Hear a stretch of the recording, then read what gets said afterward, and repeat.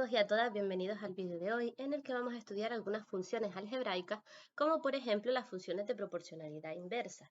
Pero para ello les recuerdo otras funciones algebraicas que habíamos visto con anterioridad, como puede ser en este caso la función constante. La función constante era aquella en la que yo obtenía una línea recta que no tenía pendiente y era simplemente la representaba como y es igual a un número. En este caso y es igual a 4 y por lo tanto ya tengo esa función constante ahí acostada. También tenemos las funciones lineales. Las funciones lineales son aquellas en las que vienen representadas como y igual a mx más n. Es una línea recta que tiene pendiente. Por otro lado tenemos las funciones cuadráticas. Las funciones cuadráticas se representaban como una parábola.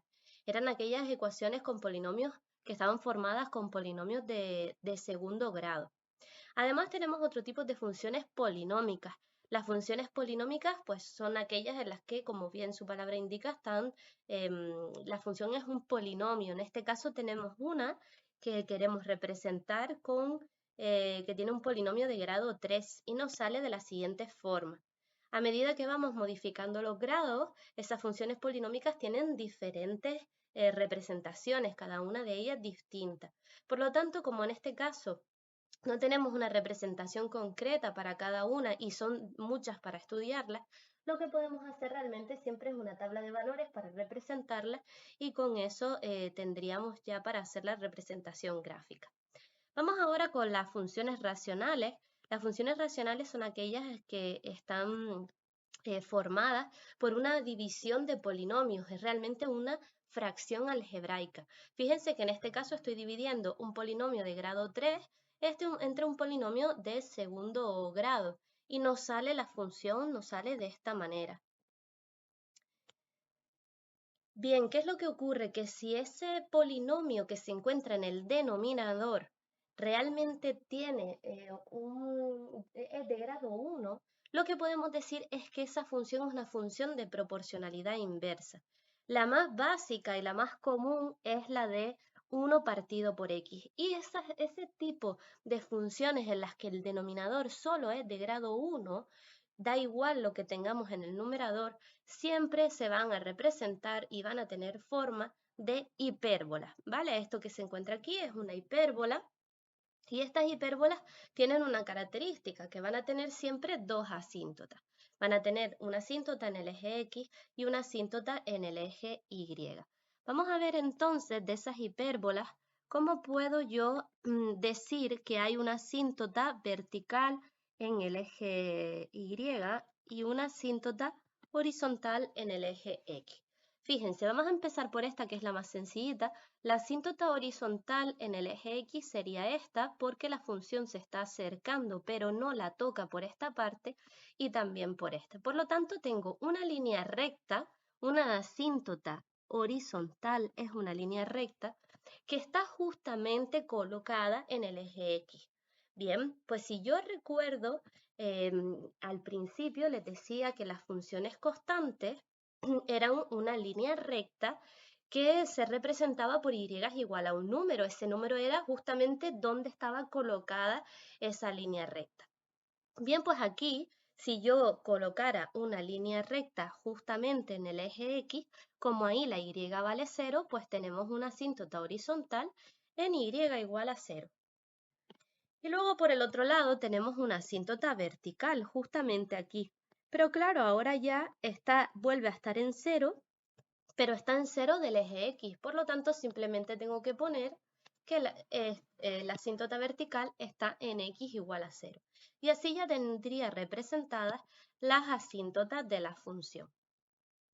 Vamos a ver qué sucede, por ejemplo, cuando pongo otro tipo de gráfica en la que no solo tengo una X debajo, sino, por ejemplo, ahora tengo 2X más 3.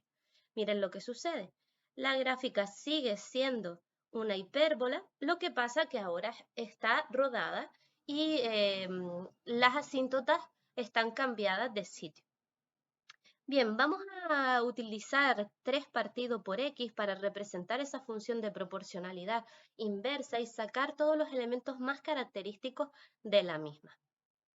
Por lo tanto, yo puedo decir que una función de proporcionalidad inversa, que en este caso es 3 partido por x, se va a representar como una hipérbola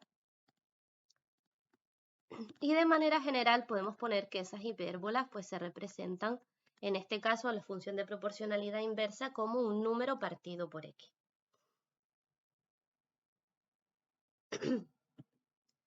Vamos a calcular entonces el dominio de la función. Les recuerdo que el dominio era todos los valores de x para los cuales la función estaba representada, estaba dibujada. Si había un valor de x para el cual la función no se dibujaba, yo eso lo tenía que quitar del dominio. Por lo tanto, yo me voy fijando, en este caso, en todos los valores de x. Desde el menos infinito, fíjense en todos estos valores, la función está dibujada. Y sigue estando dibujada hasta que llega al 0, que se acerca, pero no lo toca. Luego en la otra rama sucede lo mismo. Al 0 se acerca, pero no lo toca, y luego sigue estando dibujada por todos los valores del eje x positivos, hasta el más infinito. Por lo tanto, podemos decir que la función está dibujada en todos los números reales del eje x, pero justamente en 0 no. Se acerca, pero ahí no está dibujada. Entonces pondríamos que el dominio de la función es igual a todos los números reales quitándole el 0. Cuando le quito un valor concreto, siempre se pone entre llaves. Muy bien, pues ahora tenemos que pensar que si yo no tuviera dibujada la función en una gráfica, quizás no lo vería tan fácil. ¿Cómo se realizaría si yo no tuviera una representación de esta hipérbola? Bien, pues lo que tengo que pensar realmente es, el dominio lo que me está diciendo es que yo quite los valores donde la función no existe, ¿vale? Fíjense que yo lo que tengo aquí en esta función es un denominador. Esos denominadores nunca pueden ser 0. Nunca puedo poner 3 partido por 0. ¿Por qué? Porque si ustedes van a la calculadora, automáticamente les da error. Eso es una indeterminación, eso no es un número. Por lo tanto, cada vez que yo tenga un cociente y quiera dibujar, calcular el dominio, lo que tengo que hacer es coger mi denominador, que en este caso es x, e igualarlo a 0. Porque esto lo que me va a dar es el valor que no puede estar dentro del dominio donde la función no existe y por lo tanto, si no existe, no está dibujada. Bien, en este caso, si yo igualo la x a 0, realmente lo que me está diciendo es que el valor donde no puede estar dibujada la función es en 0. Por lo tanto, está bien lo que habíamos hecho porque lo hemos quitado, en este caso, del dominio. Vamos a estudiar ahora la continuidad de la función. Una función era continua cuando yo podía dibujarla sin levantar el lápiz.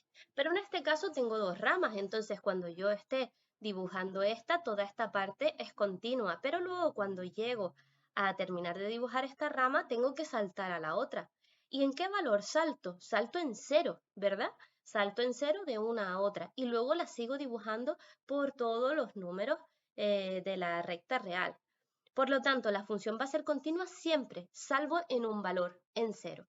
Por lo tanto, yo lo que tengo que poner aquí es que la función desde menos infinito en la x, ¿no? Desde los valores negativos de la x hasta el 0 es continua. Y lo uno a que desde el 0 hasta el más infinito, los valores positivos de la x, es continua, ¿vale? Toda esa parte sería una función continua. Estudiemos ahora la simetría de la función. Hay dos tipos de simetría. Tenemos la simetría par y la simetría impar. Una función simétrica par es aquella en la que la simetría está en el eje Y y la impar es la que está en el eje de, en la ordenada. Es decir, que es simétrica respecto a la ordenada en el origen, que es lo que ocurre aquí. Esta realmente no es simétrica con respecto al eje Y. Si dobláramos por el eje X y luego dobláramos por el eje Y, coincidirían las dos ramas. Pero entonces, por lo tanto, tenemos una simetría respecto al origen, una simetría impar. Claro, ¿cómo se hace eso si lo quisiésemos calcular analíticamente? Bueno, pues tenemos que las simetrías pares cumplen que la función es igual a f de menos x y las impares cumplen que f de menos x es igual a menos f de x. Por lo tanto, vamos a calcular todo eso. F de X realmente es mi función hipérbola, que es 3 partido por X, esa que tengo ahí. Si ahora pongo F de menos X, lo que me está diciendo es que donde estaba la X, yo ahora lo que voy a tener que poner es menos X. Pues pongo 3 partido por menos X. Eso realmente es lo mismo que poner menos 3X, lo puedo poner de esa manera. Y finalmente me queda la última, que sería calcular menos F de X. Menos F de X es coger a mi función y ponerle un menos delante. Por lo tanto, ¿qué es lo que coincide aquí? Coincide F de menos X con menos F de X. Es decir, que me encuentro en la parte de simetría impar. Ya sabemos que mi función es simétrica con respecto al origen. Además, podemos calcular también si tiene corte con los ejes. Las funciones de proporcionalidad inversa no cortan con los ejes. Luego, por otro lado, podemos calcular la monotonía. En la monotonía lo que hacemos es decir dónde crece o decrece la función. En este caso, la función siempre decrece. Fíjense que siempre hay que colocarse por el lado izquierdo y desplazarnos hacia el lado derecho de la función. Si nos vamos desplazando, lo que hacemos es bajar. Por lo tanto, decrece. Y si nos colocamos en esta rama, en el lado también izquierdo de esta rama, lo que estamos haciendo también es bajar. Por lo tanto, hay una característica de las hipérbolas que lo que nos dicen es que si K es mayor que 0, la función va a decrecer. Fíjense que K es positiva, K vale 3, es mayor que 0. Por lo tanto, la función decrece. ¿Desde dónde hasta dónde? Bueno, pues tenemos que poner que la función decrece desde el menos infinito hasta el 0. El 0 no lo podemos incluir porque no está en el dominio. Y desde el 0 hasta el más infinito. Fíjense lo que ocurriría si yo en vez de tener y igual a 3 partido por x, lo que tengo es y es igual a menos 3 partido por x. En este caso, k sería menor que 0 y por lo tanto lo que ocurriría es que la función crece en todas sus ramas. Vamos a representarlo en GeoGebra para que ustedes vean. Esa función es 3 partido por x y esta que tengo aquí en azul es la función menos 3 partido por x. Si me le coloco en el lado izquierdo, lo que va a suceder es que subo, y si me coloco en el lado izquierdo de esta rama, lo que va a suceder es que subo. Por lo tanto, crece en ambas ramas. Y finalmente solo nos queda decir que este tipo de funciones no tienen máximos, no tienen mínimos y tampoco tienen puntos de inflexión.